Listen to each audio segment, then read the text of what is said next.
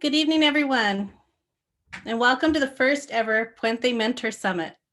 We are here tonight to celebrate and recognize the role that Puente Mentoring has played in helping to close the educational equity gap.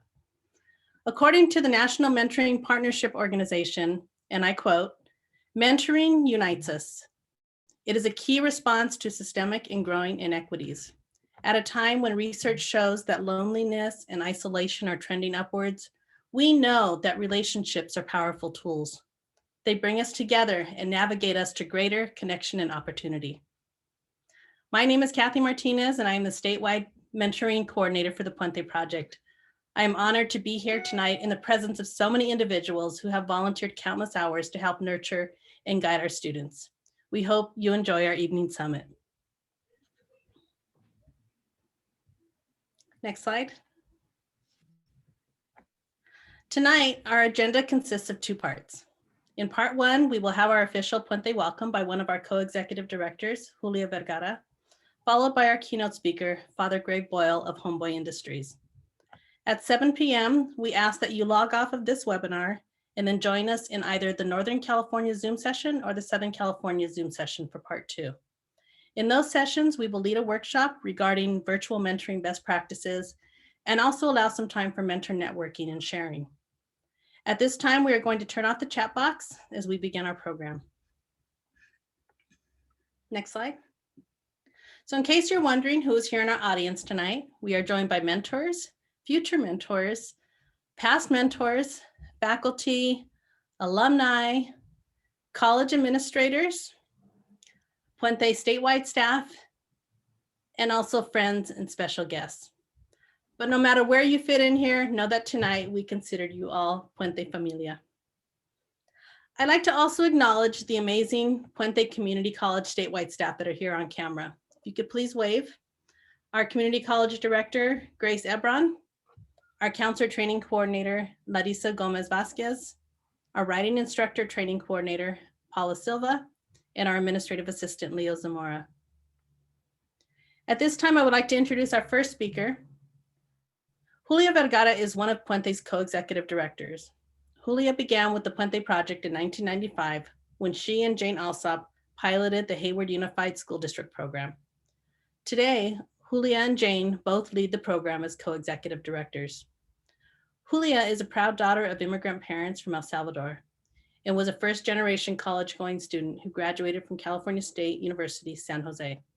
She has devoted her professional life to working with underserved communities, and under her leadership, the Puente Community College program continues to grow and impact thousands of students, as well as offer culturally relevant professional development training opportunities for college faculty.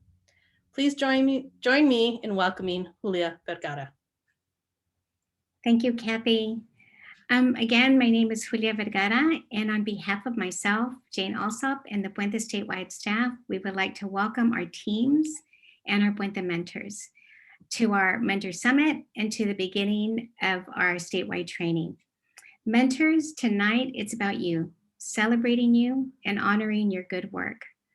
Over the last year, we all had to adjust to a new way of being in the world, and that meant also adjusting our mentor program. Your mentor relationships quickly went from campus-sponsored events and in-person meetings to maybe a Zoom meeting, a phone meeting, or even social media platforms. We know these changes weren't easy, but more than likely challenging and even frustrating.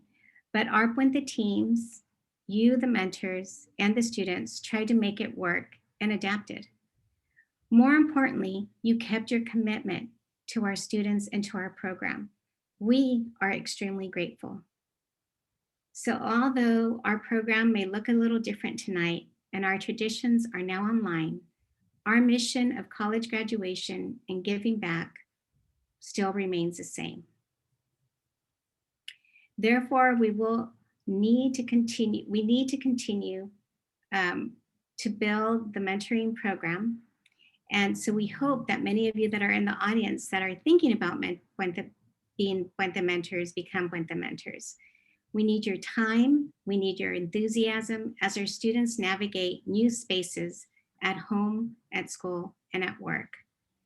They will need your support, they will need your guidance, they need your knowledge, and they need your leadership. So tonight we hope to inspire you to continue mentoring someone and possibly even reimagine your role as a mentor. I hope you may continue to share your amazing stories and encourage our students, and at times even push our Puentistas to move forward through these extraordinary times. We ask that you not only guide them through these moments and the loss that they have experienced, because many of our students have experienced great loss, but that you also show them the possibilities and change their future. As you know, mentoring is a fundamental part of our model and our mission. Since the beginning, Pat and Felix, our founders, envisioned mentors in the model, and they played a key role and in the lives of our students. Our staff and teams have witnessed firsthand your amazing and powerful stories. You also reflect and advance Puente's values of equity, cultura, cariño, and giving back. As people look for ways to make a difference, please know you already made a difference. Our students often reference you in their scholarship essays and college applications and speak of your stories at home with their familia and with their Puente familia. We sincerely hope we can continue to count on your time. After all, the mentoring's bottom line is always about time. Do you have time to give? As mentor volunteers, we understand that more than likely, there isn't a void in your schedule or a gap, but that you are taking time away from someone or something to be here with us. I saw a quote the other day, how do you spend your time? And it said, how you spend your time defines you. And it reminded me of the mentors in our program. You spend your time as spirit builders, as listeners, as storytellers, as nurturers, and as human architects. Gracias. I also want to thank the teams and their dedication and commitment and their willingness to give of themselves to the mentor program. This is a difficult component to implement, but they do it because they believe in it and have witnessed firsthand how students benefit from it. Finally, I'd like to thank the community college staff and especially Kathy Martinez for putting this first class event together. It would have been very easy to focus on other things and to say it's too hard right now. But she re-envisioned the mentor program and explored not only how we could continue this component, but how we could capitalize on the possibilities, strengthen it, and make it better. So Kathy, you are awesome, and we thank you for tonight. I also want to thank Obed, who's part of our Puente Familia, and Father Boyle. I want to welcome you into our Puente Familia, and we are so excited and honored to have you here tonight. Thank you, Julia. We're so grateful to both you and Jane for all of your support and your hard work. So at this time, I would like to introduce our next guest. It is my honor to introduce our moderator for the evening, Mr. Obed Silva. Obed was born in Chihuahua, Mexico, and immigrated to the United States as a toddler. After years in a gang lifestyle, which left him paralyzed from the waist down, the result of a gunshot wound, he discovered the power of books. He returned to school and went on to earn a master's degree in medieval literature. Today, he is a respected college English professor and has also worked with Puente students at both Cypress and East LA College. Obed is both a writer and an artist. The Death of My Father, the Pope is his first book, and he is currently working on his second. Welcome, Obed. Thank you, Kathy. And joining us tonight, your next slide, is our much anticipated keynote speaker, Father Greg Boyle. Father Boyle is the founder of Homeboy Industries in Los Angeles, which is the largest gang intervention, rehabilitation, and reentry program in the world. A native Angelino and Jesuit priest from 1986 to 1992, Father Boyle served as pastor of Dolores Mission Church in Boyle Heights, then the poorest Catholic parish in Los Angeles that also had the highest concentration of gang activity in the city. Father Boyle witnessed the devastating impact of gang violence on his community during the so-called Decade of Death that began in the late 1980s and peaked at 1,000 gang-related killings in 1992. In the face of law enforcement tactics and criminal justice policies of suppression and mass incarceration as the means to end gang violence, he and parish and community members adopted what was a radical approach at the time: treat gang members as human beings. In 1988, they started what would eventually become Homeboy Industries, which employs and trains former gang members in a range of social enterprises, as well as provide critical services to thousands of men and women who walk through its doors every year seeking a better life. Father Boyle is the author of the 2010 New York Times bestseller, Tattoos on the Heart: The Power of Boundless Compassion. His new book, Barking to the Choir: The Power of Radical Kinship, was published in 2017. He has received the California Peace Prize and been inducted into the California Hall of Fame. In 2014, President Obama named Father Boyle a champion of change. He received the University of Notre Dame's 2017 Laetare Medal, the oldest honor given to American Catholics. Currently, he serves as a committee member of California Governor Gavin Newsom's Economic and Job Recovery Task Force as a response to COVID-19. I'm now going to turn it over to Obed, who will be leading this session with Father Boyle. We are honored to have both of you here this evening. Thank you. Thank you, Kathy. Honored to be here. All right, Father Greg, how you doing? I'm good. I'm doing well. It's good to be with you. Thank you. Good to be with you. It's always a pleasure. It's always a blessing to be in your presence, even if it's, via Zoom and through technology. Sure. Well, let's begin. Father Greg, for those out there in the audience that don't know much about Homeboy Industries, and I don't think there's very many, but for those that are there and that don't know much of it, can you give us a little background on Homeboy Industries and the history of it? Well, I was pastor of a very poor parish, Dolores Mission. I was their pastor from 86 to 92. And so we had two large public housing projects, Pico Gardens and Aliso Village, as was mentioned, the largest grouping of public housing and the highest concentration of gang activity. So I buried my first young person killed because of the sadness in 1988, and I'll bury my 234th on Friday, a young man named David who worked at Homeboy many years ago. So we started a school, we started a jobs program, we started social enterprises because we couldn't find enough felony-friendly employers. So we just, so the idea was, to invest in gang members rather than just have society continue to feudally, lock their way up and incarcerate people. And so we have enemies working side by side with people they used to shoot at. So that was kind of a added benefit as well. So now we're quite large, and even during the pandemic, many thousands of gang members still walk through our doors. We have protocols and masks and distance, but they still come there because there's not many places once you're right out of prison or jail where you can just go. And you worked there, you were part of that family, and so it's a place of tenderness and a culture that really cherishes people. Certainly the traumatized are more likely to, find their way to traumatizing. But it's also true that the cherished will find their way to the joy there is in cherishing themselves and others.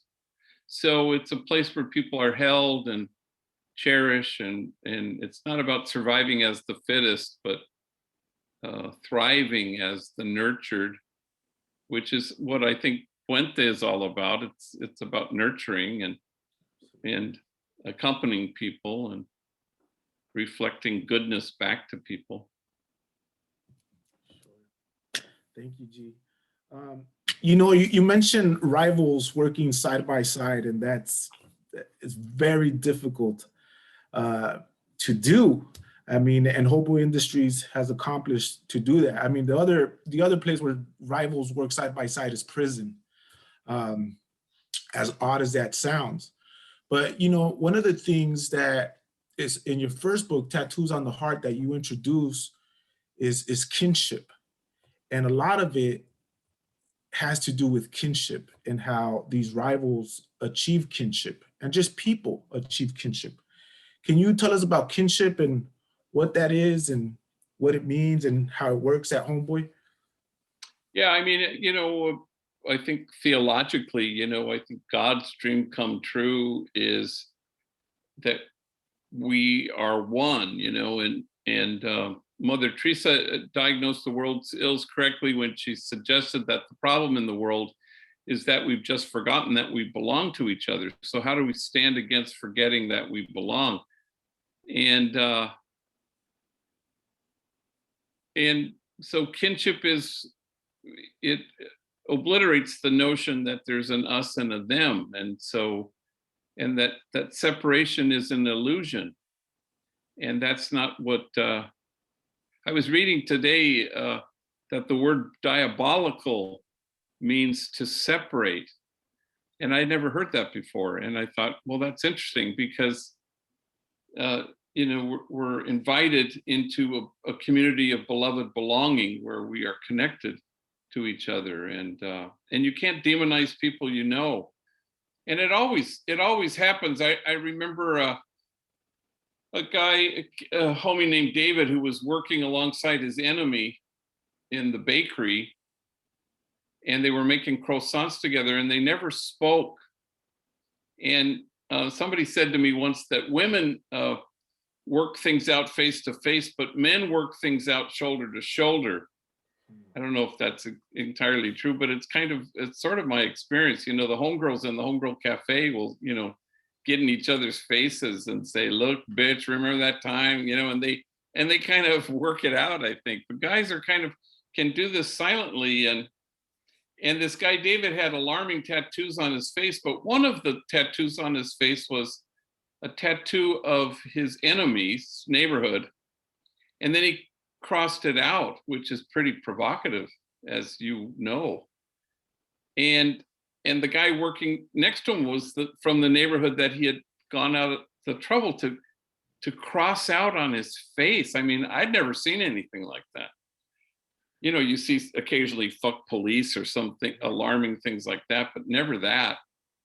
Yeah, it takes a lot. And he worked side by side with him until one day, on his day off, he walked into our tattoo removal clinic and he said, "I want this off." And that the treatments are every 6 weeks, and they're painful and they take a long time. So he got his first treatment, and then the next day he went to work, and it was a little raised, a little bit red. And again, he's making croissants, but he's not talking to the guy until finally he turns to him and he says, "I'm getting this removed. It's because of you. You're good people." And they went back silently making croissants. And I always say, does that always happen? And the answer is yes, of course it does. Any exceptions? I can't think of one in 33 years. And that's just because you can't demonize people It's human beings can't sustain it, which is a good thing. Yeah, it's interesting that you mentioned that diabolical means to separate. I mean, we see it in our country right now at a grand scale, where people are so divided because of politics, cultures, whatever it may be, and they're so angry towards one another. But then you got a place like Homeboy Industry where, upon entering it, it's like all of that leaves you, and it's about unification and kinship, finding kinship with your rivals and strangers sometimes. So how do you create that space? How does that space created where gang members can feel comfortable and engage with one another like this? Yeah, I get asked that a fair amount, and I'm not sure if there's a kind of a secret formula. I know that there's an intentionality to the place, that you're going to find rest there, you're going to be held there, you're going to be welcomed there. I think you probably know Largo, who was just killed, and he was in a wheelchair, paralyzed, and a young woman, a homegirl. We haven't even buried him yet. I mean, it'll be in a couple of weeks. But a homegirl who had worked there texted me, and she said, commenting how heartbroken she was about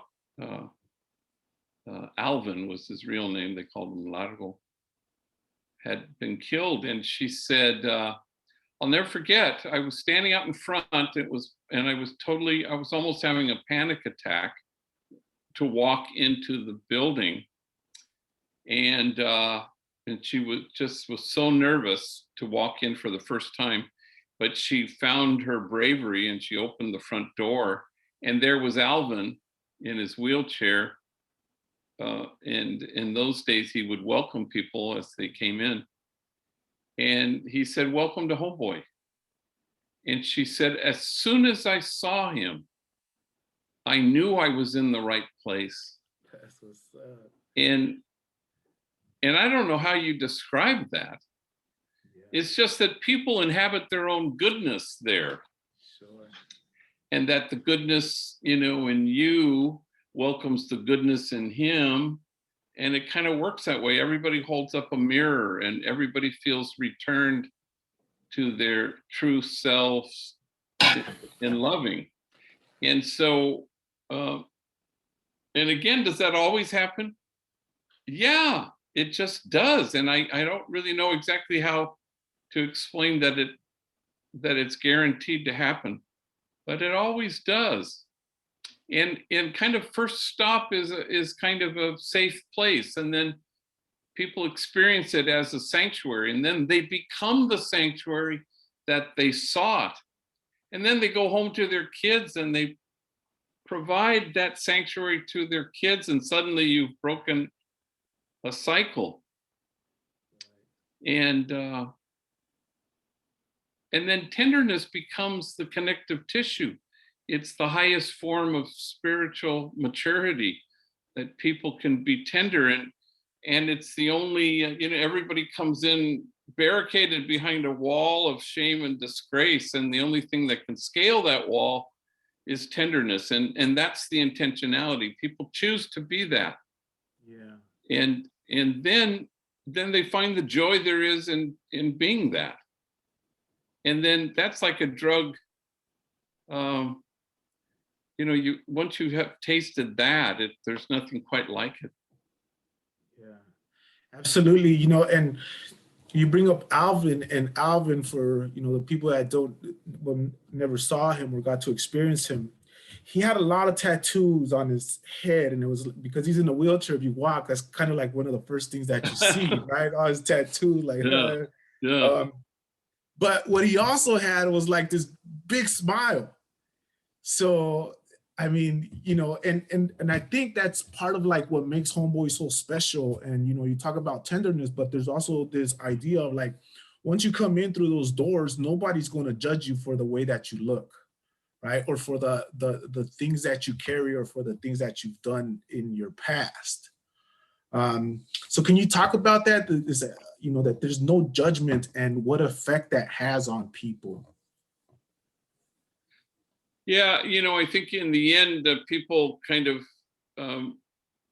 know what everybody carries, and so then you stand in awe at what people carry, rather than in judgment at how they carry it. But everybody's kind of in the same boat. You may be, African American or Latinx, or you might be old white guy, or you might be Asian. And different gangs, of course, and everybody has multiple enemies there. But you have a kind of sense that everybody's caring a lot. And then, you know, you move pretty quickly to awe. And awe is the opposite of judgment. And it's also like mercy. You know, I was signing books somewhere in Florida, and a guy had read both my books, and he says, I noticed you never mentioned forgiveness. It had never occurred to me. And I thought, you know, I think you're right. And I don't. And I think I thought about it afterwards, and I thought the reason is because we settle for forgiveness when we should hold out for mercy. And forgiveness is kind of, you wait for the apology.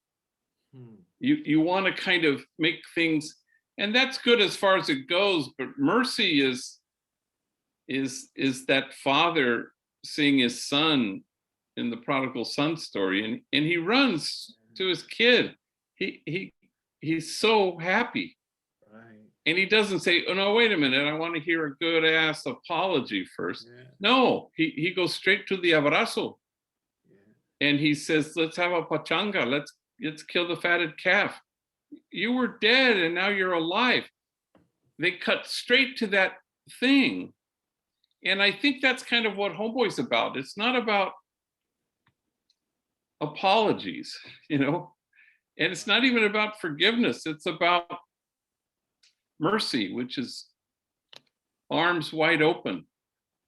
And it's an open-hearted response. It's spacious and expansive, and it's compelling. Once you feel it, you want to be that, and you want to do that, and it feels good to receive it, and just as good to extend it to somebody. So I don't know. Yeah. I think that's why it works. I think that's why the culture is nurtured, where people go out of their way to cherish. Yeah, absolutely, G. You know, and you know, the prodigal son, you know, it's unconditional love, right? The father is like, regardless of where you were, what debauchery you were involved in, none of that matters to me. You know, while the brothers over there like, you know, what about me? Like, I've been here helping you all my life. And you do get that at Homeboy, you know, those open arms when you come in there. And just to put it in the context of mentorship, you know, because our kids carry a lot of stuff too that is unseen to us. So, you know, they're skeptical about talking or engaging with their mentors. But for the mentors, I think that's a wonderful lesson, right? To come to the students without judgment and just being there for them and being open for them. So I think that's great. Now, G, let me ask you, in one of your speeches, or I've heard you say that, you know, what some of your greatest lessons that you've ever learned have come from gang members, right? Can you give us an example of one of those lessons and how that, if it transformed you, how it transformed you? God, well, I mean, there's so many. You know, I just when you're talking about mentorship, you know, I sometimes I think it's counterintuitive. And I can remember a gang member in Houston who, after a talk, and he had been to prison, and now he's what we call a hardcore gang intervention worker. So he's working in the streets with gang members in Houston. And I remember he came to me and he pleaded with me after my talk. He said, how do you reach them? Meaning gang members. And I found myself saying to him, well, for starters, stop trying to reach them. Yeah. Can you be reached by them? And it feels counterintuitive. It feels like it's the opposite of mentoring, or like your mentee is going to mentor you as a mentor. But there's something key to it, it seems to me, you know, because otherwise then it becomes about message and messenger, when it's really about, can you receive people? And that's what I think a mentor does. And can you be reached by people, by the person you're mentoring? Because if you allow yourself to be reached, well, then you're inhabiting exquisite mutuality. It isn't, I'm your mentor, you're my mentee. No, it's absolutely equal. And the homies have taught me that, because, you know, people will say, who are your heroes? And well, the homies are my heroes. Or I can remember a probation officer once said to me, and she was a good lady, she's since died, but I remember she said to me about this one homie, she said, don't even waste your time on that guy. That guy is pure evil. And I went, wow. I mean, the reason why I know that I don't really believe in evil, and the reason is because of the homies. Because no matter how outside the lines they colored, you know, you knew trauma and you knew damage and you knew mental illness, and he's stopped taking his meds and he's using meth. It's not evil. So anyway, the homies taught me that kind of stuff at every turn, you know, and it's just a way of seeing that you kind of don't, that, you know, knowing the homies has really colored that picture for me. And so we want to punish and we want to isolate and we want to separate, which is diabolical.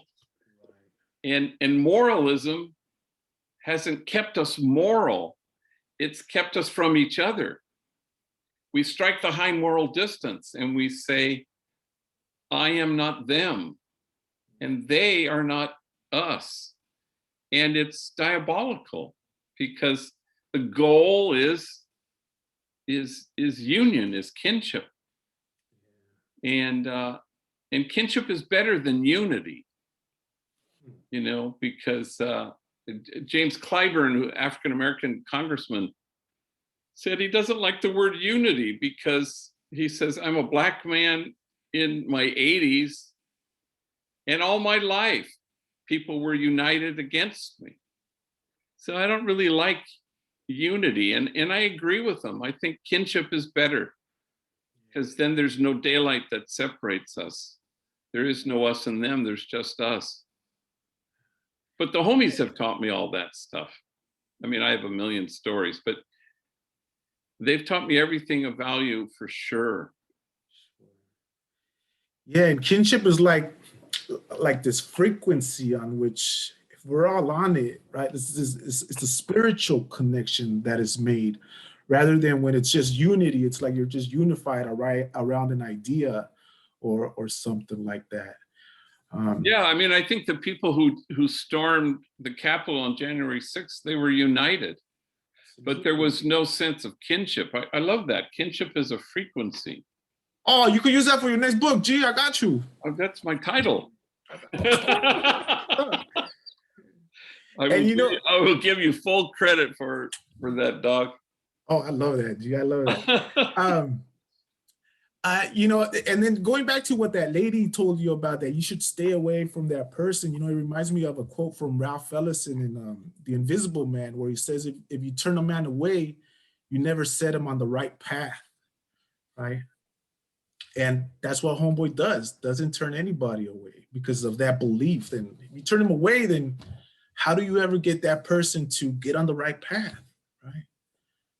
Yeah, exactly. And it's, but you know, it's not about saving, rescuing, or fixing. It's not about, you know, saving them from themselves, but saving them to themselves. You know, it's like the Buddhists always say, "Oh, nobly born, remember who you really are." And so, and at Homeboy, the homies often say, and you've heard this, you know, we're used to being watched, but we're not used to being seen. And so you say, "Oh, nobly born, remember who you really are." You know, and you hold the mirror up. You don't hold the bar up and ask them to measure up. They don't need to measure up. A homie texted me not long ago, and he said, "Hey, G, help me to become a better man. And I have to admit, it kind of broke my heart, you know, and I texted him right back. I said, you could not be one bit better. Wow. Now that's his truth. And I don't think I'm making that up. I'm not pretending that's the truth. That is his truth. And he doesn't have to become anything. He just has to inhabit his true self in loving. But he could not be one bit better. And I know that's true. Yeah. But there's this kind of, how can I become a better man? And I go, oh, because then it's all, I don't know, it's just this side of self-loathing, and where he doesn't think he measures up. I went to a probation camp once, and you know, a kid was, you know, I think he was going to make a first communion or something, or be baptized.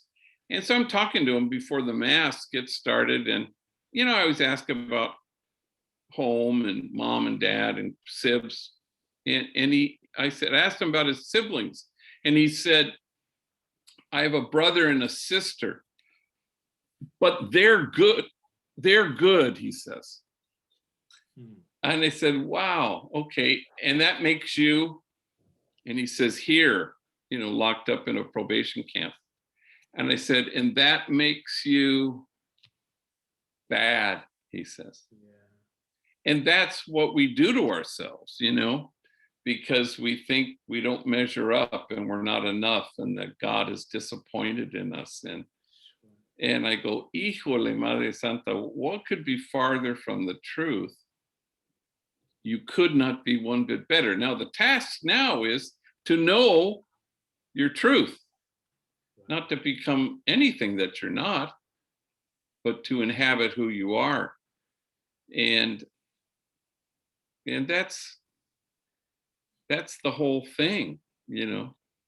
And once you know that, you're resilient, and the world will throw at you what it will. But this time you're not going to be toppled by it, because you know who you are.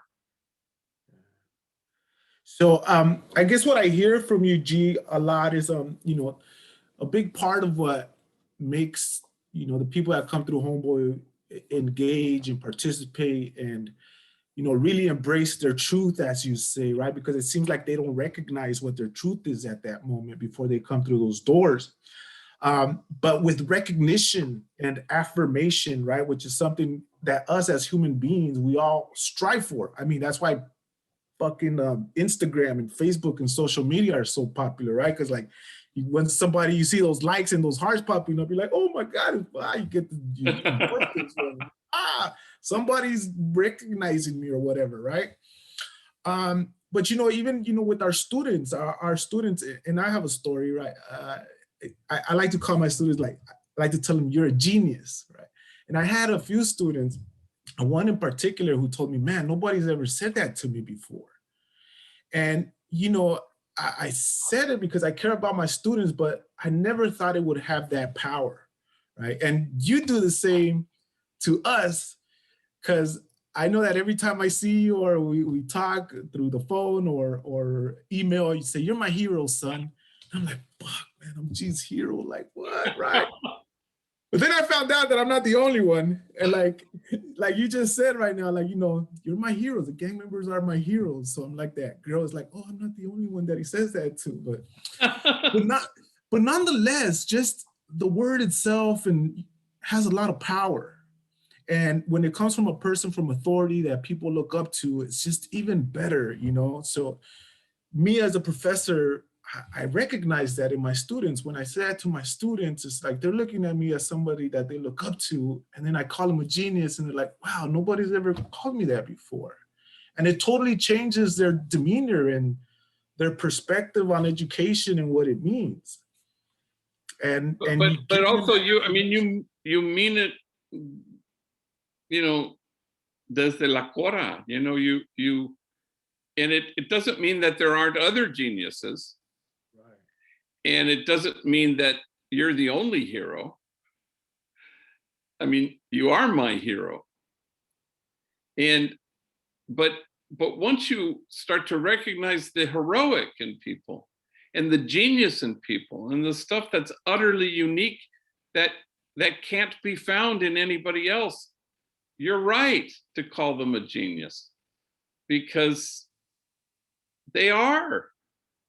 And it's not a thing you tell everybody. It's a thing that you say to somebody because it's the truth. You're not making it up. And I think that's the real deal right there. And then I have this other question too, because I know a lot of our, you know what, I'm guilty of it as well as a professor.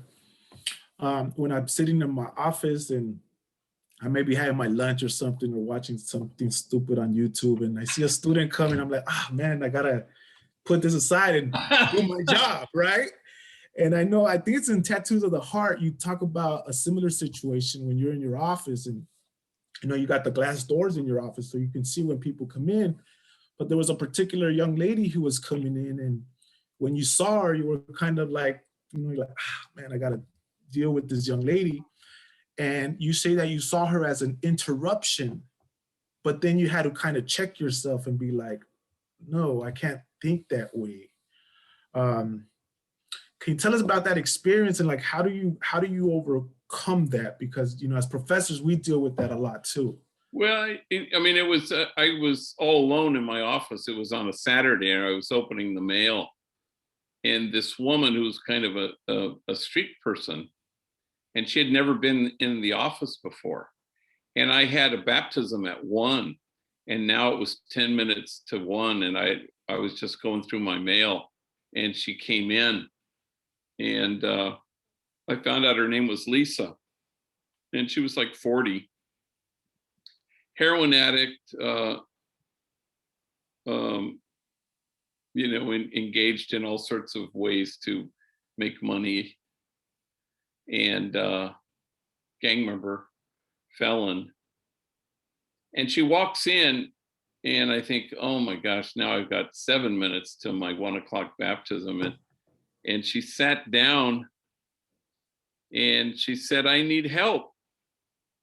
She goes, I've been to like 50 rehabs. I'm known all over nationwide, she said. And then she kind of took a little detour and she said, I went to Catholic schools all my life. I went to elementary Catholic. I even graduated from Sacred Heart High School in Lincoln Heights. And then she gets sort of vacant and she says, in fact, first time I ever used heroin was right after I graduated. And I've been trying to stop since the moment I began. And she leaned her head against the wall behind her, and I watched as her eyes became 2 ponds, water rising to meet its edges and pouring over, and she just sobbed. Until finally she looked at me. And she said with great deliberation, I am a disgrace. And I remember I said in the book, and suddenly her shame met mine, because when I had seen her step into my office that day, I had mistaken her for an interruption. But the thing that kind of changes there is suddenly you're ushered into a place of compassion where you are in awe at what a human being has had to carry that I've never had to carry. And it changed everything. It changed how I saw things. But it's also about how do you stay anchored in the present moment? How do you delight in whoever steps into your path and interrupts your YouTube and your lunch? Guilty as charged.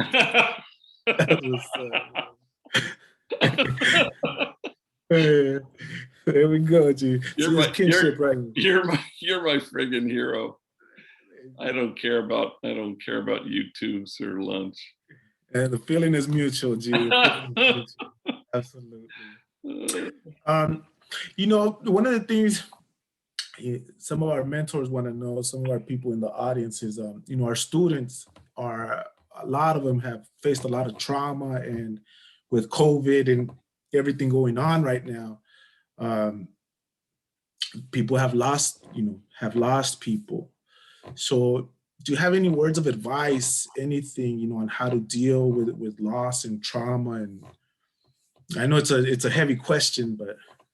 Well, I mean, there's a lot of grieving in the past year. And the only answer to grief is to lean into it, to be curious about it. And then pretty soon you're savoring it. And before you know it, you're relishing it. And then somehow joy is just on the other side of that.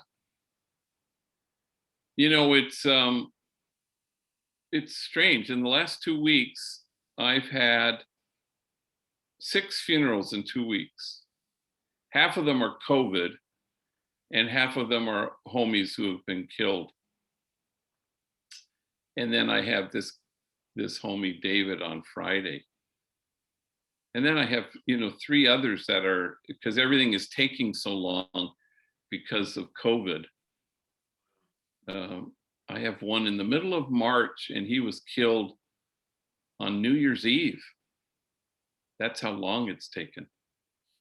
So a lot of grieving, and which is okay. The only problem comes when we turn our back on grief and we start to walk in the opposite direction, when the answer is to lean into it and to be curious, and then all these other things will fall into place, because that's the pathway to joy.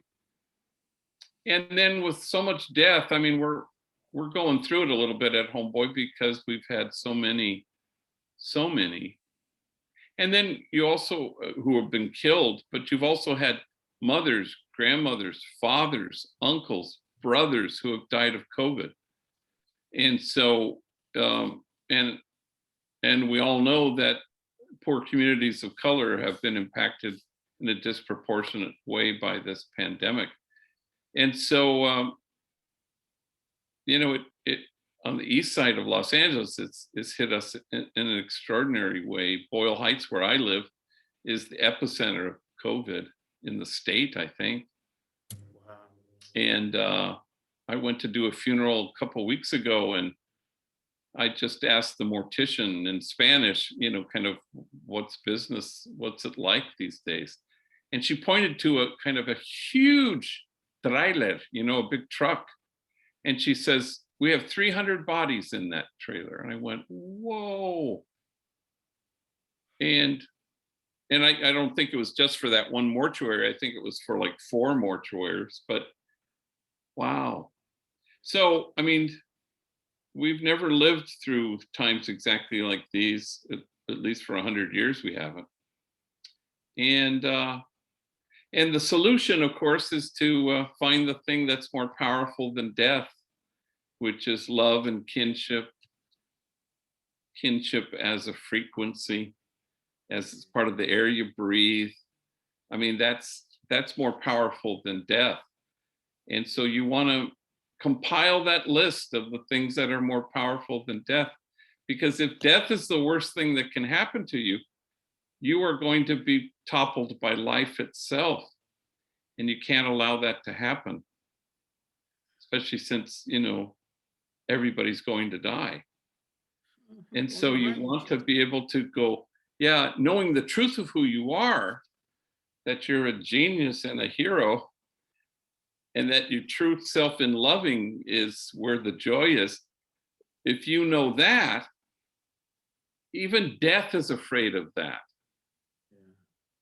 Yeah. And I think that's important to see as quickly as you can. If you wait till your deathbed to die, it's too late. You have to die right away to the ego and to the things that don't matter, and be anchored in your true self and loving.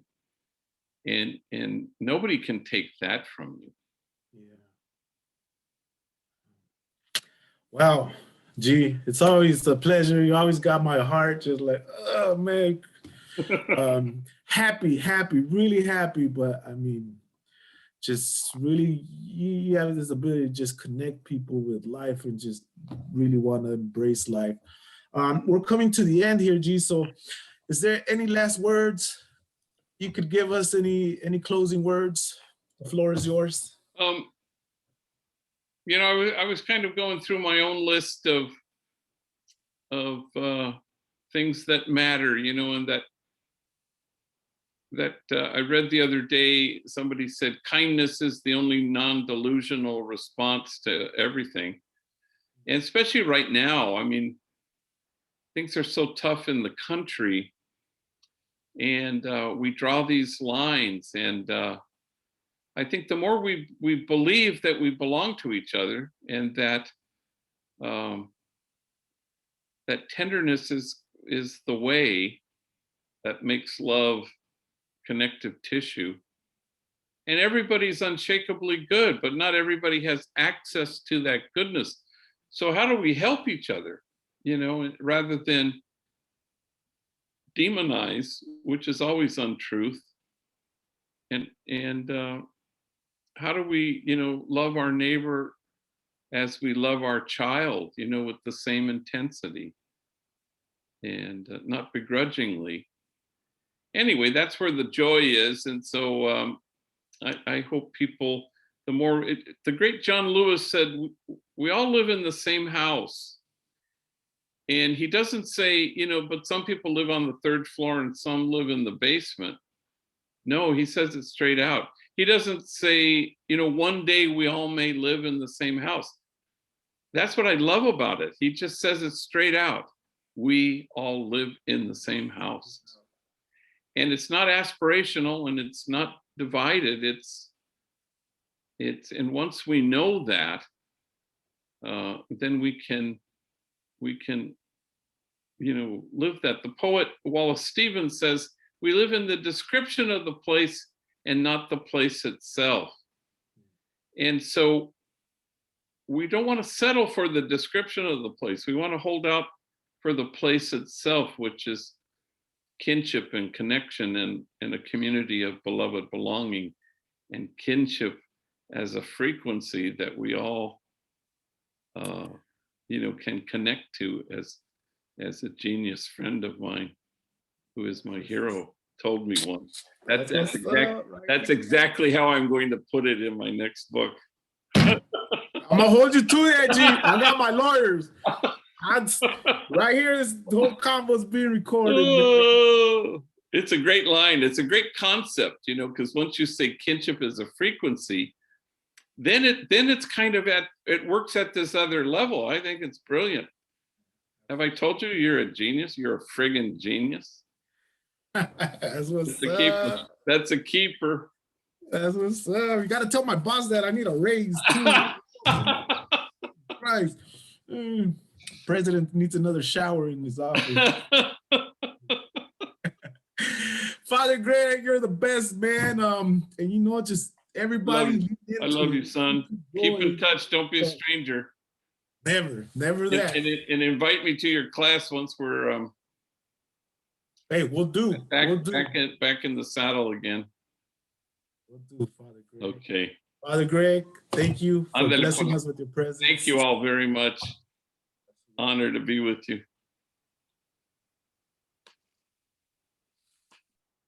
Thank you, Father Boyle.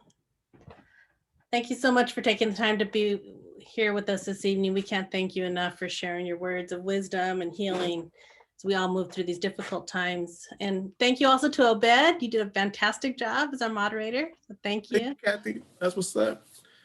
Anytime. Thank you.